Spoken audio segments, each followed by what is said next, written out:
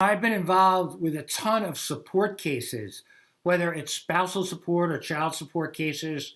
And one thing that a lot of people don't realize is even though you give your tax returns to the other side and you exchange tax returns, the other side's lawyer is probably going to go through the tax return with a fine tooth comb and argue add backs, especially if you own a small business.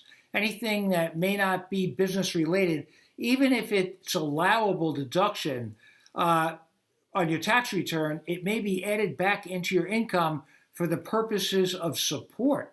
So if you have a company car that you give yourself, that might be looked, depending upon your jurisdiction, that might be looked as an add back into your income. Another thing that people don't realize is if, let's say, you have a small S corporation or an LLC, let's say you're a minority shareholder in a small company and you are assigned some of those profits at the end of the year, but the company retains the profit, but you take them as income on your tax return, that can be added back, even though you didn't get the money, as income available for support. You might be thinking, wait a minute, that's not fair.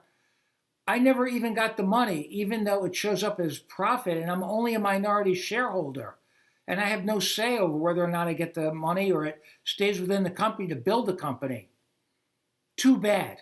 Too bad. You could be hamstrung by that. How can you avoid these problems with somebody digging into your tax returns and adding all this stuff back? One way is don't get married and don't have children. There's no real safe harbor depending upon your jurisdiction.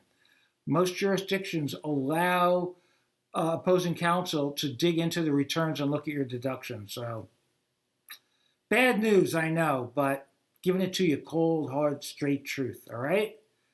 Be careful out there. Hire the best lawyer you can afford. That's another good piece of advice because they'll know the nuances, the case law, and they'll fight hard, hopefully, for you and to keep you out of trouble.